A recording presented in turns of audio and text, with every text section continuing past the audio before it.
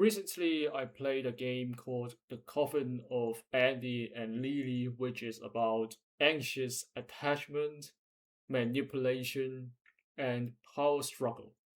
Incest is also a keyword of the game. Just like in the past, many people said anal sex it was wrong. Incest is also wrong in a lot of people at the present time. Interestingly, some people don't think incest is wrong as long as it is done between consenting individuals. Not to mention, some cultures even believe it is the correct thing to do.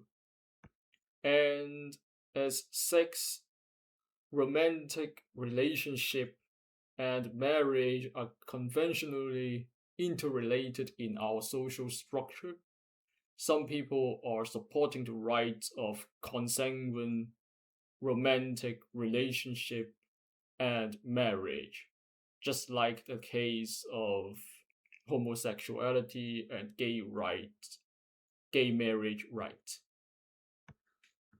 Usually, when I think about incest or consanguine romantic relationships, common ones are cousins and siblings, and then maybe parent child or grandparents grandchild. But reality reminded me that there are identical twins. This is deeply interesting to me because identical twins mean genetic clones. And this led me to consider the possibility of having sex and romantic relationships with oneself. And it turns out there is a thing like this, and to no surprise, it is called autosexuality and autoromanticism. This idea was confusing once, but intriguing to me as it particularly magnifies the question of the definition of romantic relationship or what constitutes one. From the literature, I found that a lot of times sex is presumed in romantic relationship. Interestingly, when it comes to the effect of romantic relationship on well-being, a study found that sex satisfaction is a major improved domain, which emphasizes sex as a purpose of romantic relationship. Other studies propose the relationship development model suggesting sex as a tool for enhancing attachment and bonding, which to me appears to be very much the case seen in the pansexual activities between bonobos. From these studies, although the exact definition of romantic relationship remains obscure, at least we know there are sex, attachment, and bonding in it. And for partners don't or can't do sex, but still consider themselves in a romantic relationship, perhaps it counts when the attachment and bonding are strong enough. Indeed, the incentive motivation model agrees that sex desire decreases over time in a relationship when fertility and the need to enhance attachment and bonding reduce. So when in the end no more sex is done for whatever reasons, including age, if romantic relationship really needs to include sex, the once called romantic relationship needs to change its name in this case.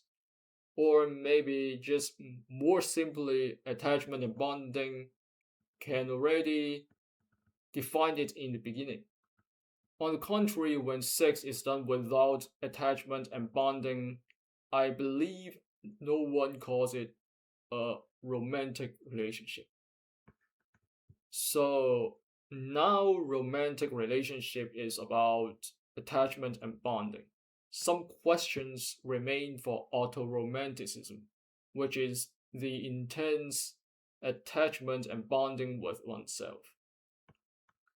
To assess attachment, bonding, and perhaps so called love, studies conventionally present photos of loved ones as stimuli, and then the researchers found activities in relevant brain regions as well as those hormonal changes.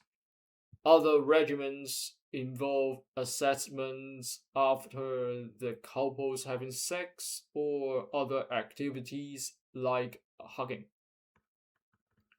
Given that the mere anticipation, expectation, or imagination can already trigger those love responses in a romantic people, autoromantic people will likely give similar results,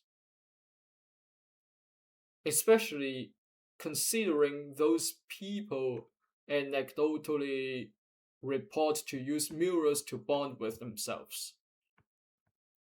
Autoromantic people can also have sex and hug themselves. It will be interesting to see whether the exact responses are comparable between these two populations, but I'm quite sure that there will be some responses in autoromantic people as long as they feel it. After all, the brain in a vat can't be disputed, and there has to be biological basis of feelings. So now I have vaguely defined autoromanticism and convinced myself that it is possible. I'm going to say that it is a very intriguing and powerful idea to adopt. By adopting this idea, of course, you are still yourself, but at the same time, you treat yourself as an equal being. You are not merely an agent anymore, but also a recipient. You don't need to seek any external validation. You give yourself self worth, you prioritize yourself, you appreciate yourself, you judge yourself, you believe yourself, you forgive yourself, you treat yourself, you take care of yourself, you love yourself, you may even sexualize yourself and go fuck yourself. Suddenly, your self sufficiency rises to a completely different level. This idea frees you from all the mating games in this over romanticized society where you constantly need to give up yourself for the expectations from others. Always seeking someone, making friends, keeping the appearance, compromise, and negotiation, power struggle, manipulation, anxious attachment, more dramas. The more I think about this, the more do I realize how real and frustrating the Coffin of Andy and Leyley story is.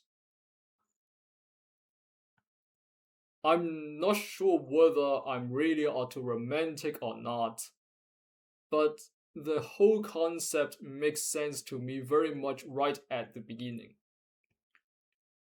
I have always kept looking for people who are just different versions of myself. I always wish I could just clone myself.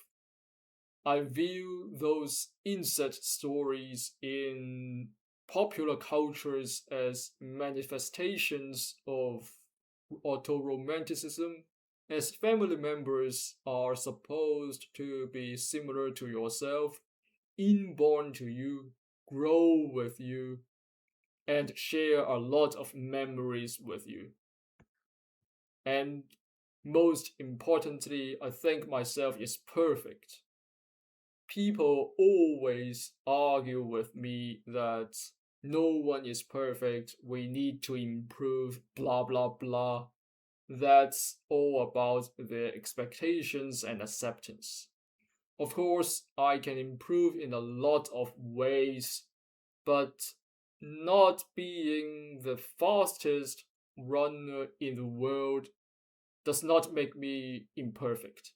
Neither being slower than a car, nor unable to make a car, nor unable to grow my own food to support my own life.